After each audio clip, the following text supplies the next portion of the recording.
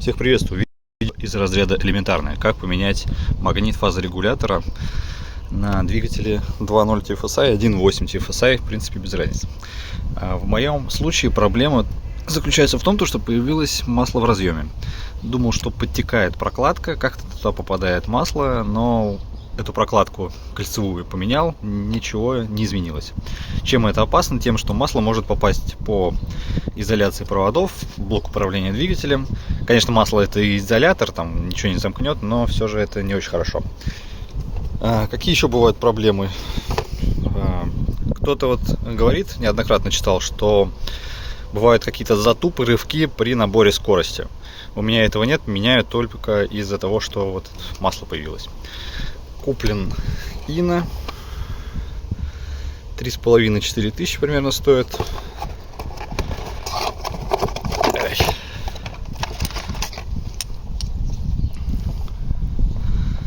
Вот так вот он выглядит. Эта штука тут, по крайней мере, так легко выходит. Не знаю, так и должно быть. Ну, в общем, посмотрим, будет ли ошибка или нет. Или это Ина уже китайская, потому что тут какие-то иероглифы. Но выглядит вроде как настоящая. Для того, чтобы снять этот магнит, потребуется торг 130 и открутить 3 винта. 1, 2, 3. И в принципе все. На 4 здесь расстояние гораздо меньше, поэтому нужно битку вообще маленькую брать. Трещотку туда не помещается. И запастись ветошью, потому что выльется много масла оттуда вот.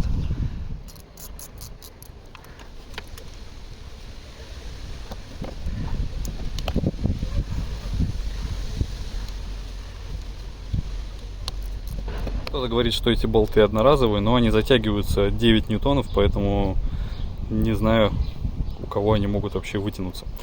Но вага все одноразовая. Теперь трубку с масляным щупом тоже можно, конечно, вот здесь вот ослабить, чтобы легче было достать, но в принципе не обязательно. Теперь можно немножко аккуратно его крутящими такими движениями доставать. Но потекло масло уже. Сейчас туда ветошь. И можно достать. Снял старый. Он, по-моему, 17-го года, если не ошибаюсь. То есть предыдущий владелец уже его менял. Запиленные кольца. Скорее всего, тоже типа Ины какой-нибудь или еще что-то в этом роде. Значит, этот шток ходит. Но он чуть-чуть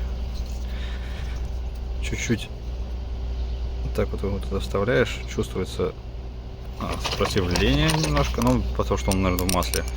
Этот ходит без проблем. Ну, то, что он еще в масле не побывал. Для установки, значит, нужно здесь нанести немного масла. И, в принципе, вот так вот это выглядит. Вот эту прокладку я тоже менял. Советую менять, если не меняли. Потому что на А4 у меня потекало из-за прокладки. То есть не из разъема. Я поменял это кольцо, и все, течь прекратилась. Но 2.4 я там даже не снимал, потому что думал, что совсем элементарно. Там эта прокладка была, во-первых, плоская, во-вторых, при ее снятии она растрескалась. То есть она порвалась и высохла. Вот, сейчас это устанавливаю. Момент затяжки болтов 9 ньютонов, но сюда, у меня, по крайней мере, нет такого динамометрического ключа, который сюда поместится.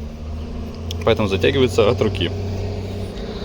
Также можно проверить, как работает клапан. Там подпружиненный такая штука подпружиненная. Если она надавливается нормально, без заеданий, значит все нормально. Самое трудное, наверное, в этом деле, это как сюда не уронить эти болтики. Поэтому сначала аккуратно двумя руками их насаживаем, немножко пару оборотов делаем, чтобы они не выпали. И, в принципе, дальше затягиваем. Разъем побрызгал очистителем карбюратора, чтобы все это масло убрать. Ну все, на этом, в принципе, замена завершена. Чуть позже дополню видео про что-нибудь поменялось или не поменялось. С замены этого магнита прошло уже около 2 месяцев, и масло в разъеме не появилось. Все сухо, все хорошо. И подтеков, соответственно, тоже никаких не возникло. В качестве дополнения к видео задался вопросом вообще, как диагностировать фазорегулятор, насколько он правильно работает или неправильно. Значит, в моем представлении есть два значения. Фактический угол поворота фазорегулятора и заданный. Ну, то есть это как с давлением топлива, с давлением турбины. Вот, я в своем приложении нашел эти два параметра. И я в видео вставлю запись экрана. Значит, на холостых, если дать газа, то регулировка фаз, соответственно, подскакивает.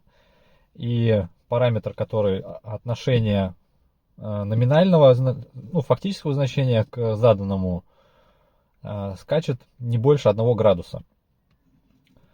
А регулировка почему-то у меня в приложении отображается в процентах. Хотя, в принципе, тоже, наверное, должна быть как-то в градусах отображаться, но не столь это важно. И что я заметил, значит, если при нажатии педали на газ регулировка сразу подскакивает с 12% до 80% и держится там где-то наверху. А соотношение номинального к фактическому к заданному сначала резко имеет скачок, то есть имеется какое-то дельта какая-то по времени, чтобы эти фазы сместились, то есть они не могут максимально быстро сместиться. Но этот скачок, грубо говоря, единичный, то есть там снимается сколько-то раз в секунду, там, наверное, раза в 3 в секунду плюс-минус, может быть, 2 раза в секунду. Это, наверное, от ПО еще зависит. В общем, и сразу возвращается в диапазон до 1 градуса. То есть 0,1 градус. Даже если фаза на 80% регулировка происходит. Потом я попробовал этот же самый тест сделать на движущемся автомобиле. Но так как там постоянно работаешь педалью газа, сбрасываешь, я вывел значение еще дополнительно с положения дроссельной заслонки. И там буквально пару моментов, когда действительно прямое ускорение с постоянным ускорением двигаешься с постоянно открытой дроссельной заслонкой. Да, там видно, что регулировка фаз также подскакивает до 80 там, с чем-то процентов. Соотношение фактического к заданному тоже подскакивает и потом держится как раз таки в районе там 1 градуса. То есть я лично для себя, наверное, сделал вывод, что регулировка фаз происходит достаточно быстро, то есть это магнит справляется быстро и не заедает этот клапан на впускном распредвале. Не какой-то на истину не гарантирую, если кто-то больше разбирается, как продиагностировать именно работу регулировки фаз на этом двигателе. Пишите в комментарии, будет интересно почитать. А так, в принципе, какие еще неисправности могут быть? Ну, то, что я рассказал, то, что этот клапан можно пальцем попробовать понажимать, он должен без закусываний. Если что, если какие-то закусывания или трудности нажатия, то однозначно замена. Вот, с магнитом, если первый признак это подтеки, второй признак это вот то, что начинает как будто же пинаться коробка. Тоже многие пишут, что после замены все становится на свои места. И подтеки вокруг это две прокладки, артикул оставлю в описании. Это вот круглая прокладка, которая в крышку вставляется, и кольцевая прокладка, которая в сам кронштейн опоры распредвалов. Что ж, надеюсь, этот видеоролик был кому-то полезен. Подписывайтесь, ставьте лайки. Всем пока.